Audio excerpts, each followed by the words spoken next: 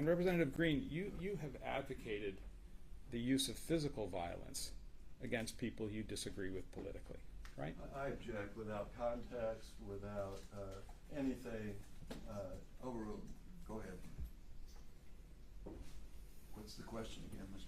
You've advocated the use of physical violence against people that you disagree with politically. That's a question. Yes. Is that true? I don't think so. I don't know how to answer that. Next question. Well, have a look at what we've marked as Plaintiff's Exhibit 5. P5. P5. Thank you. That's the same one. Same one. Correct me. Okay, thank Right. you. You've got a copy of this, Representative. Oh, is it the Yes, same the one? same. Okay. And, well, let me ask a foundational question. You understand that on social media posts like Facebook and Twitter, one of the things, well, I guess on Facebook, one of the things you can do is you can like someone's post, right? You can like people's posts. Right. And when you like someone's post, that's a way of signifying that you agree with or admire or think it's correct, that the post is correct, right? I don't know. I don't agree with your phrase of questioning. Well, I'm asking you. Isn't it true that when you personally, Ms. Greene, like someone's post, you're signifying your approval for what the post said? No, I don't agree with how you're phrasing that question. No, I don't agree with that.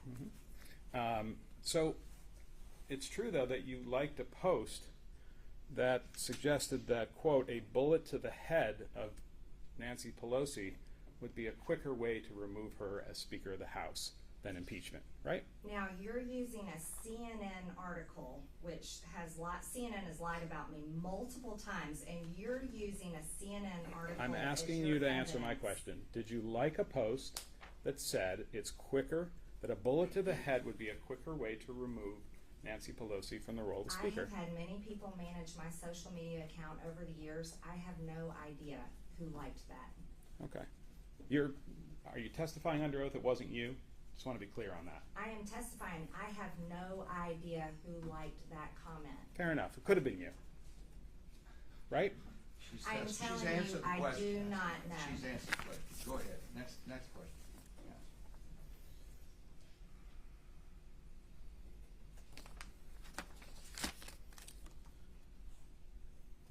Okay.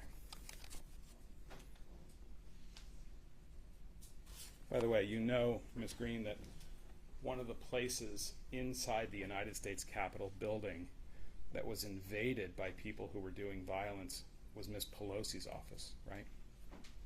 I was inside the chamber during on January 6th, so I do not know all the places that those people went. I only know where I was.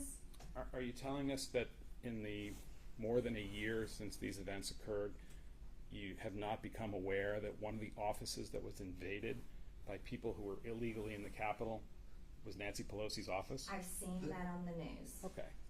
But I don't know for sure. I haven't investigated all of that.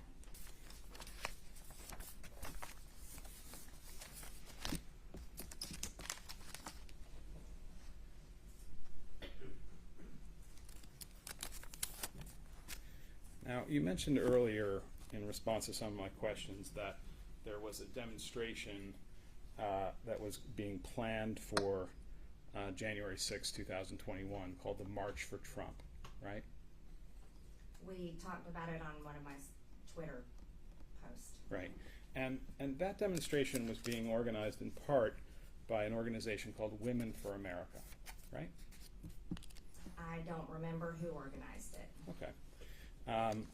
Ms. Wells, can you pull up Plaintiff's Exhibit 2D? I'm sorry. Which one was? I'm sorry, 2D, Your Honor. D or D? D. D is in board. No, D is in dog. D is in Sorry. dog. Thank And you. we're going to do this on paper, so I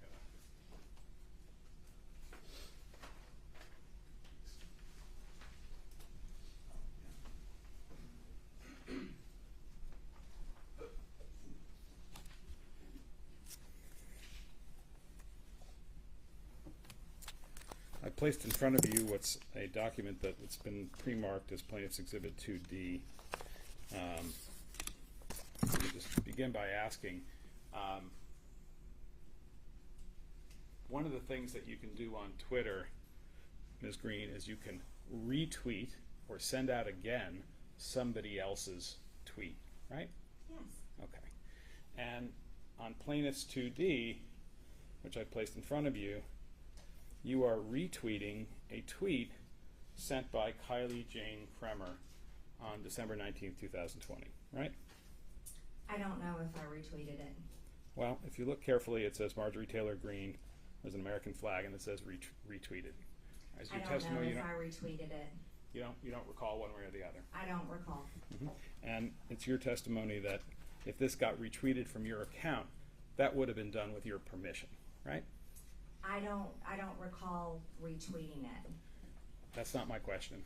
You don't deny that Kylie Jane Kremer's message was retweeted from your account in the form set forth as Plaintiff's 2D on December 20th, 2020. I'm sorry, December 19th. You don't deny that, do you? This is what your picture has, this paper has. I don't have this Twitter account anymore.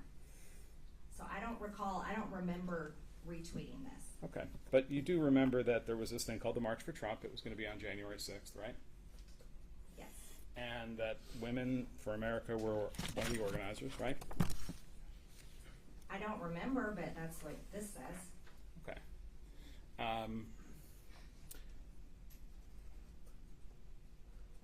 And one of the other hashtags for the demonstrations that were planned on January 6th, 2021 in Washington, D.C. Was a hashtag Stop the Steal. Hashtag Stop the Steal, right? Stop, yes. Yes. And another hashtag that got used at the time was, a website that was being used to organize people to come to Washington was something called wildprotest.com, right? I don't know. Okay. Let's have a look at PX33, please. I'm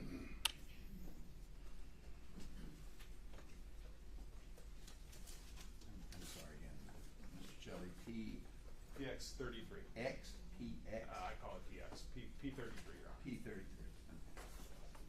Plaintiff's Exhibit. Oh, I got you, sorry.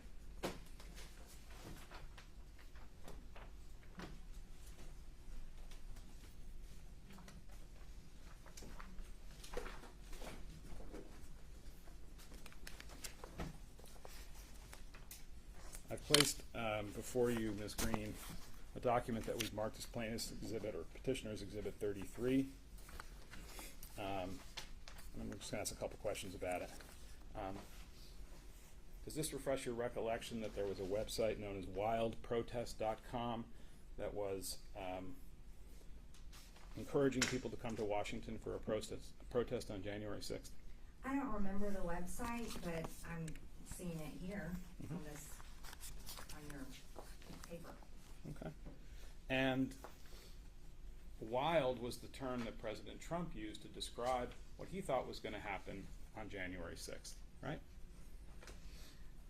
Wild is also a term that high schoolers use when they talk about spring break. Fair enough.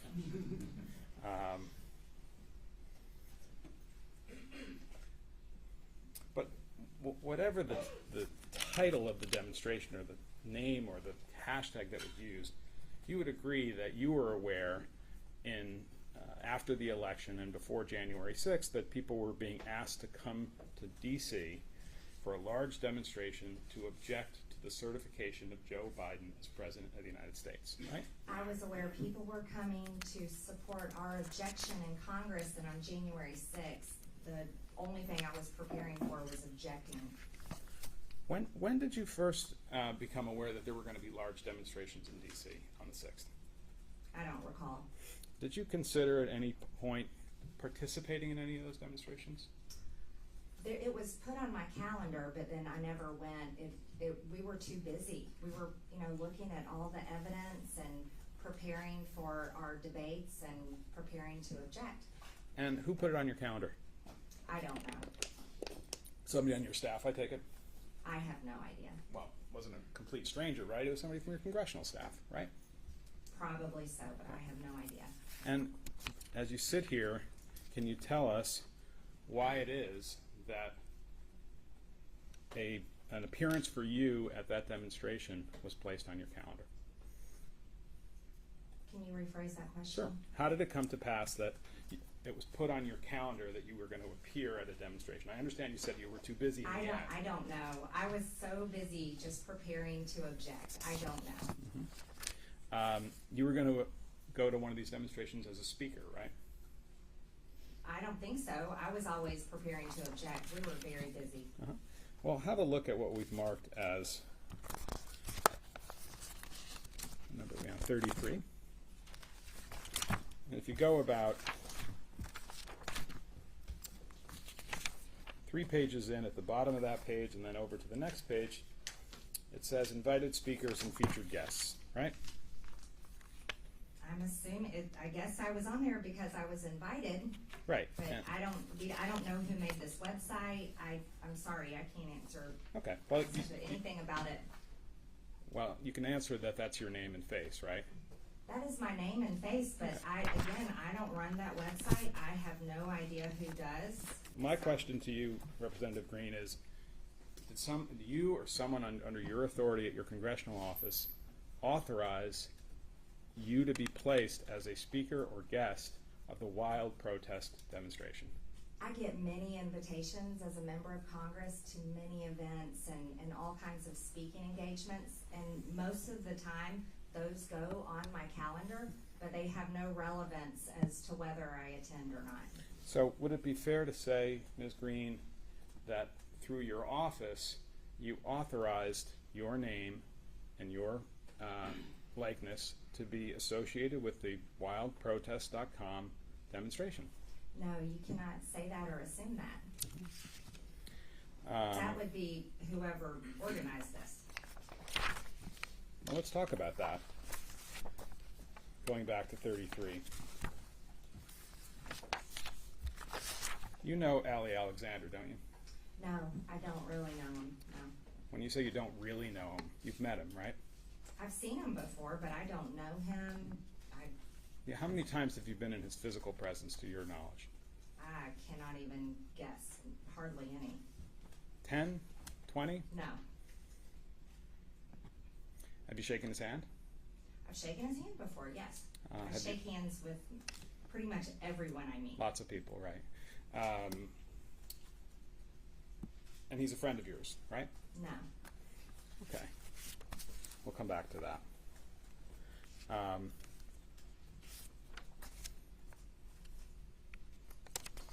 Did you discuss with Mr. Alexander the idea of you coming to appear at a demonstration on January 6th? I do not recall that, no. You're not denying that happened, you just don't recall one way or the other? I do not recall that, no.